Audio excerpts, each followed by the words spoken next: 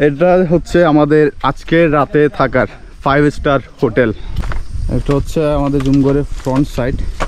এখান থেকে ভিউটা জাস্ট দেখেন, সুন্দর ভিউ দেখা যাচ্ছে। দেখতে পাচ্ছেন যে জুমের ফসল অলরেডি উঠে গিয়েছে। এখানকার সবাই কিন্তু এগুলো সেদ্ধই খায়। কেমন টেস্ট, কেমন? তবে এখান থেকে ভিউটা একবার দেখেন কি মারাত্মক লাগছে। আরো একটু দূরে পাহাড়গুলো কিন্তু মেঘে ঢাকা। মোটামুটি কাপেলদের জন্য এটা একটা বেস্ট রুম হতে পারে যদি ভয় না পান।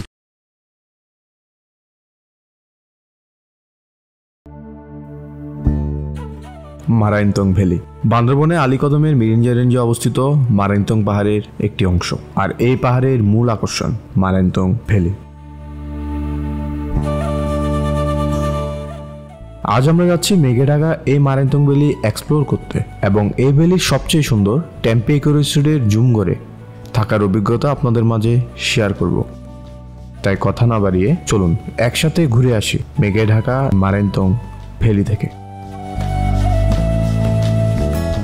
মারাইনতং ভ্যালি যাওয়ার ক্ষেত্রে আমরা আমাদের যাত্রা শুরু করি বান্দরবন শহর থেকে, কারণ গতকাল আমরা বান্দরবন শহরের বেশ কিছু জনপ্রিয় টুরিস্ট স্পট ঘুরেছিলাম। আজ রওনা দিচ্ছি আলীকদমের উদ্দেশ্যে। 180 টাকায় বাসের টিকিট কেটে আমরা প্রথমে যাচ্ছি চকরিয়া। 2 ঘন্টার বাস জার্নি শেষে আমরা চলে আসি চকরিয়া, এবং আলীকদম যাওয়ার জন্য এই কাউন্টার থেকে জনপ্রতি 110 টাকা দিয়ে আমরা জিপ গাড়ির টিকিট কেটে নিই, এবং সাথে এনআইডি কার্ডের কপি নিয়ে আসবেন, কারণ এই কপি আবার আপনাকে আর্মি ক্যাম্পে জমা দিতে হবে। তো সবকিছু মিলিয়ে আমরা এখন রওনা দিলাম আলীকদম আবাসিকের উদ্দেশ্যে। আলীকদম যাওয়ার পথে দেখা মিলবে দুই পাশে সারি সারি সব উঁচু পাহাড়, আঁকা বাঁকা পাহাড়ি রাস্তা, আর আমাদের মতো ভাগ্য ভালো থাকলে দেখা পেয়ে যেতে পারেন বৃষ্টির। এই সব সৌন্দর্য উপভোগ করতে করতে আমরা 1.5 ঘন্টার ভেতরে চলে আসি আলীকদম আবাসিক। কি অবস্থা, কেমন আছেন সবাই? আছি এখন আলীকদম আবাসিকে।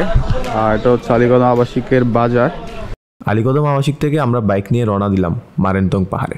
যারা মারাইনতং পাহাড় গিয়েছেন পূর্বে তারা জানেন এই পাহাড়ে উঠতে কিন্তু 1.5 থেকে 2 ঘন্টার মতো সময় লাগে, যে কারণে আমরা ঠিক করলাম আমরা বাইকে যাব। সেক্ষেত্রে বলে নিই, এক বাইকে যদি 2 জন বসেন 300 টাকা, এবং যদি একজন বসেন তাহলে 200 টাকা দিতে হবে।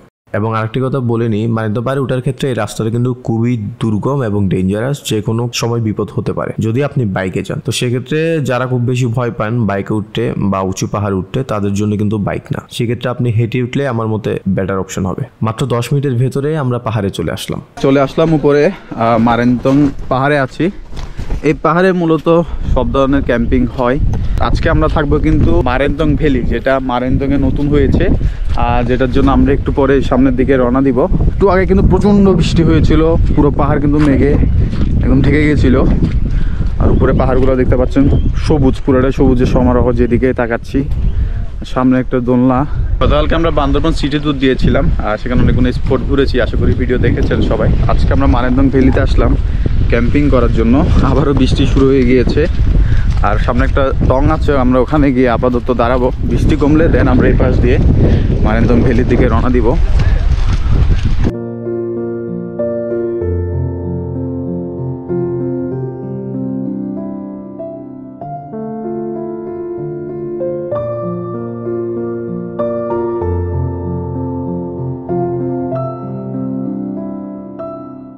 বৃষ্টি শেষ, আমরা এখন আমাদের জুমগড়ের দিকে যাচ্ছি। তবে এখান থেকে ভিউটা একবার দেখেন কি মারাত্মক লাগছে। পুরো পাহাড় সবুজ। বৃষ্টির পরে কিন্তু পাহাড় আরো অনেক বেশি সুন্দর লাগে। আর আমরা এখন রওনা দিলাম আমাদের মারাইনতং ভ্যালির দিকে, যে জুমগড়ে আমরা থাকবো। এটা হচ্ছে ভ্যালির গেট। আর আমরা এই রাস্তা ধরে আমাদের জুমগড়ের দিকে যাব। বর্ষাকালে কিন্তু পাহাড়ের আসল সৌন্দর্য দেখা যায়, যেটা আমি বরাবরই বলি। পাহাড়ি জুম চাষের জন্য, পাহাড়ি জুমের জন্য কিন্তু পাহাড়গুলো কিন্তু তার সতেজ রূপ ফিরে পায়। দেখতে পাচ্ছেন যে জুমের ফসল অলরেডি উঠে গিয়েছে। আপনাদের একটা আপডেট দিয়ে দিই, আজকে হচ্ছে আগস্টের 26 তারিখ। সো দেখা যাবে আর 15 থেকে 20 দিন পর কিন্তু পাহাড়ে আসলে আর জুম দেখতে পাবেন না। দেখছেন অলরেডি কিন্তু জুম পাকা শুরু করেছে। তো যারাই আসতে চান তারা কিন্তু একটু আর্লি আসা ট্রাই করবেন, তাহলে ভালো ভিউ আমাদের মতো দেখতে পাবেন।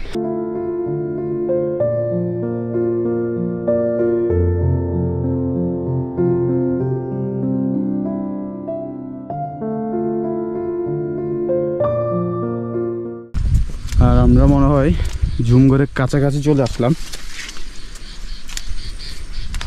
বর্তমানে মিরিঞ্জা ভ্যালি হওয়ার পর থেকে কিন্তু মারেন্দঙ্গে তেমন পর্যটক আসে না, কিন্তু পর্যটকরা জানে না যে মারেন্দং আর আগের মতো না। এখানে কিন্তু অনেকগুলা ভ্যালি হয়েছে, নতুন করে অনেকগুলো জুমগড় হয়েছে, থাকার সুব্যবস্থা আছে, যেটা আমি আমাদের জুমগড়ে যাওয়ার পর বুঝতে পারবো আসলে এখানে থাকার ব্যবস্থা কেমন, পরিস্থিতি কেমন।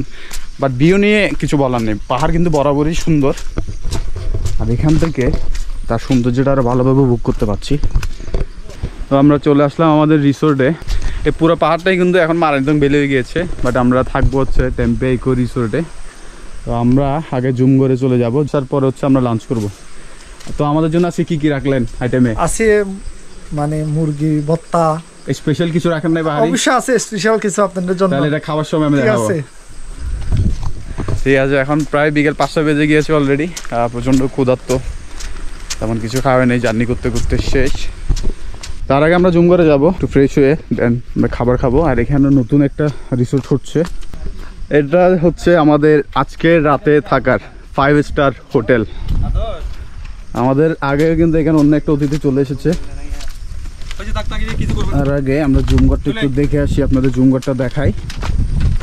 এটা হচ্ছে আমাদের জুমগড়ের ফ্রন্ট সাইড, এখান থেকে ভিউটা জাস্ট দেখেন, সুন্দর ভিউ দেখা যাচ্ছে। আর এই হচ্ছে আমাদের জুমগড়, দেখি ভিতরের কি অবস্থা। সবাই জুতা খুলে আসিস। এই জুমগড় সাধারণত যেমন থাকে, শুধুমাত্র থাকার ব্যবস্থাটাই থাকে ওখানে। এখানে ওরা আমাদের জন্য সেই ব্যবস্থা করে দিয়েছে, এখানে লাইট আছে, বাট ফ্যানের কোনো ব্যবস্থা দেখতে পাচ্ছি না। যদিও পাহাড়ের উপর, আশা করি যেহেতু বৃষ্টি হচ্ছে গরম তেমন লাগবে না। এটা নিয়ে বিস্তারিত পরে বলছি, আগে আমরা খাবার খেয়ে আসি। তো আমরা খেতে বসলাম এখন। আর আমাদের আইটেম হচ্ছে, এটার নাম কি দাদা? এটা হচ্ছে মুরগি লাক্সো। এটা আসলে আমরা স্পেশালভাবে বলছিলাম দাদাকে যে পাহাড়ি কিছু আইটেম যদি রাখে তাহলে খেতে ভালো লাগবে। আর এটা হচ্ছে কি কলার থোর? হ্যাঁ, কলার থোর, মরিচ ভর্তা। মরিচ ভর্তা, হাঁসের মাংস। এটা হচ্ছে স্যুপ, মুরগির স্যুপ। সব কিছু মিলে আমরা এখন খেতে বসলাম দুপুরের লাঞ্চ। আর সেটা হচ্ছে বিকেল 5টা বাজে। আর আমাদের পেছনের ভিউটা দেখ, খুব সুন্দর ভিউ এখান থেকে দেখা যাচ্ছে। রবি এটা খেয়ে দেখো তো, এটা কিন্তু প্রচন্ড জাল হয়, টেস্ট কেমন? আর থোরটা দেখো একটু, কখনো খাওয়া হয় না কিন্তু এভাবে। এখানকার সবাই কিন্তু এগুলো সেদ্ধ হয়ে খায়। কেমন টেস্ট, কেমন মজা? খাবারের ক্ষেত্রে আপনাদের বলিনি, ওনাদের মূল প্যাকেজ কিন্তু 750 টাকা করে, যেটা রেগুলার প্রাইস থাকে। সেক্ষেত্রে আপনারা দুপুরের আইটেমে মুরগি, ডাল, সবজি, ভর্তা এবং সন্ধ্যায় পাবেন ঝালমুড়ি, আর রাত্রে থাকবে বারবিকিউ, এবং পরদিন সকালে থাকবে ডিম খিচুড়ি। তো সেক্ষেত্রে আমরা কিন্তু আগে বলে দিয়েছিলাম যে আমরা পাহাড়ে আদিবাসীদের খাবার কিছু ট্রাই করতে চাই। তো আমাদের কস্ট একটু বেশি পড়েছিল, আমাদের জনপ্রতি পড়েছিল 1200 টাকা করে। তো আমাদের মতো খাবার যদি ট্রাই করতে চান অবশ্যই আগে বলে দিতে হবে। আর খাবারের টেস্ট কিন্তু খুবই ভালো ছিল। টেম্পে ইকো রিসোর্টের সবচেয়ে সুন্দর পার্ট হচ্ছে কিন্তু এই ভিউ পয়েন্টটা। বাঁশের তৈরি ভিউ পয়েন্ট থেকে খুব সুন্দর আপনার একটা ভিউ দেখতে পারবেন। আর পাহাড়ে কোল ঘেঁষে বয়ে গেছে মাতামুহুরী নদী, ওই যে দূরে দেখতে পাচ্ছেন, এটাই হচ্ছে মাতামুহুরী নদী। বৃষ্টির পরে পাহাড়ের সৌন্দর্য কিন্তু একটু ভালোভাবে বোঝা যায়। আর এই পাশে ড্রাম দেখতে পাচ্ছেন, এখানে কিন্তু পানির সুব্যবস্থা আছে। আর অনেকেই চিন্তা করেন যে ওয়াশরুম কেমন হবে, ওইটা নিয়ে অনেকে চিন্তিত থাকেন, বাট চিন্তার কোনো কারণ নেই, এখানে ওয়াশরুমের সুন্দর ব্যবস্থা আছে। এই জায়গাটা কিন্তু এখনো অনেকটা নিরিবিলি পরিপাটি আছে, কারণ এখানে পর্যটক তেমন আসে নাই, বলা চলে এখনো তেমন পরিচিতি পাইনি, যে কারণে এখনো অনেক পরিষ্কার আছে। আর এখান থেকে দূরও একটা জুমগড় দেখতে পাচ্ছি। টেম্পে ইকো রিসোর্টের মূল আকর্ষণ কিন্তু ট্রি হাউস, যেটি আমরা আগামীকাল সকালে যাব। তার উপরে রয়েছে বৌদ্ধ ধর্মাবলম্বীদের মন্দির। আমাদের প্ল্যান আছে আমরা আগামীকাল সকালে সবকিছু আরো ভালোভাবে এক্সপ্লোর করব।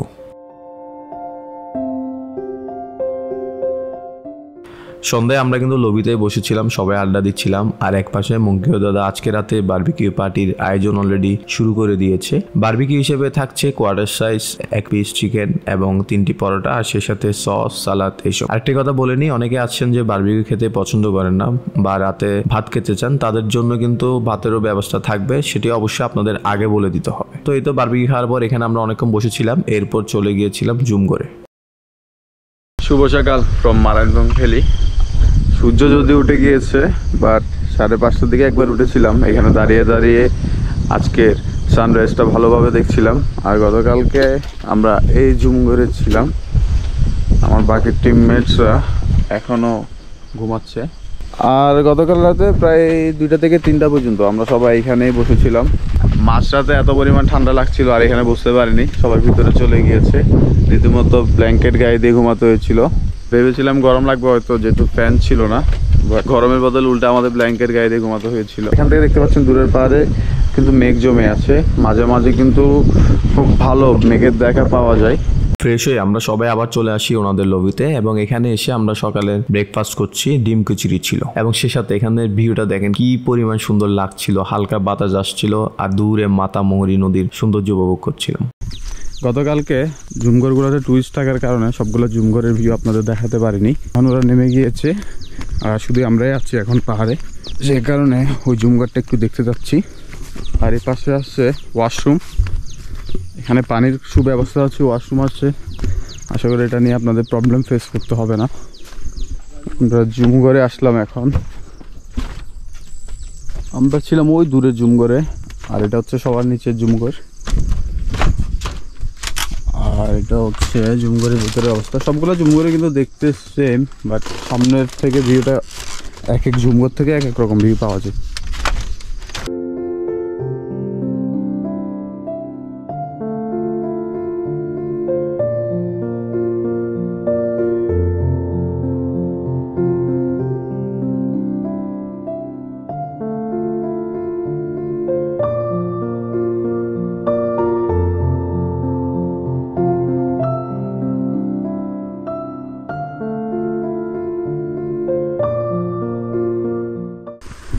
আমরা এখন যাচ্ছি ট্রি হাউস দেখার জন্য, যেটা আমার সামনে, আর সেটা হচ্ছে আমাদের ক্যান্টিনের ঠিক পেছনের সাইডে। আমার সামনে দেখতে পাচ্ছেন ট্রি হাউস। এখন ভেতরে ঢুকবো, দেখি কি অবস্থা। এখানে দুজনে, বেশি ওঠার দরকার নেই, আস্তে আস্তে উপরে ভেতরে দেখা যাক কি অবস্থা। বাহ, এটা হচ্ছে ভেতরের অবস্থা। এখানে যখন ঘুমাবেন এখান থেকে বান্দরবনের খুব সুন্দর ভিউ আপনারা দেখতে পাবেন। বাইরের অবস্থা মোটামুটি দুইজনের জন্য ঠিক আছে, বাট এটা কিন্তু একটু রিস্ক আছে। ওঠার পর থেকে দেখলাম বাতাসের সাথে যখন মানুষ বেশি উঠে 2-3 জন, তখন এটা একটু ধোলে। তো যাদের হাইট ফোবিয়া আছে তাদের জন্য এটা একটু প্রবলেম হতে পারে, বাট ঠিক আছে, সুন্দর আছে থাকার মতো। এখানে চেয়ার নিয়ে বসে ভিউগুলো ভালোভাবে দেখা যাবে। এই হচ্ছে ট্রি হাউসের অবস্থা। আর এখান থেকে আমরা এখন উপরে যাব, উপরে একটা বৌদ্ধ মন্দির আছে। তো যেটি বলছিলাম, কাপেলদের জন্য কিন্তু এই ট্রি হাউস একদম বেস্ট। দুইজন কিন্তু খুব আরামে থাকতে পারবেন, আর একটু ইউনিক টাইপসের হয়েছে, এটা থেকে মজা পাবেন। আমি যদি নেক্সট টাইম কখনো আসি অবশ্যই এখানে থেকে আপনাদের অভিজ্ঞতা শেয়ার করব।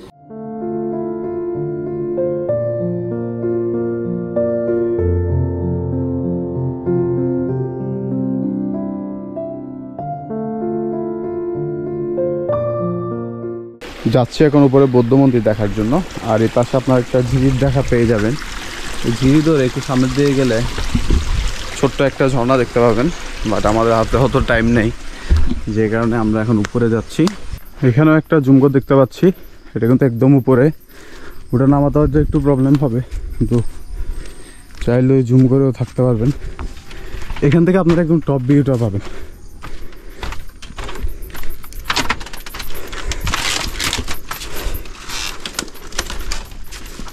অন্যান্য জুমঘরের তুলনায় এটা কিন্তু একটু বড়সড় আছে।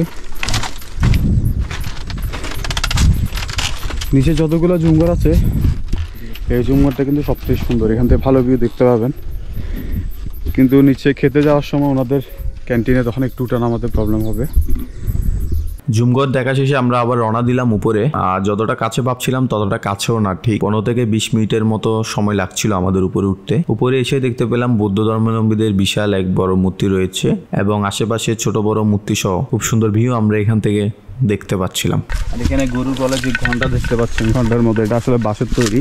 এটা যেহেতু পাহাড়ি এলাকা, আর গরুরা যখন ঝোপঝাড়ে ঢুকে যায় তখন কিন্তু তাদের খুঁজে পেতে কষ্ট হয়। আর এই ঘন্টার আওয়াজের কারণে তাদের কিন্তু সহজেই খুঁজে পাওয়া যায়।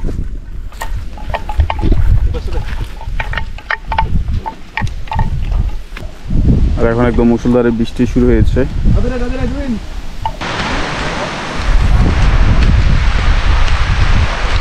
মারেন্দংয়ের একদম উঁচু পাহাড়ে আছি আমরা।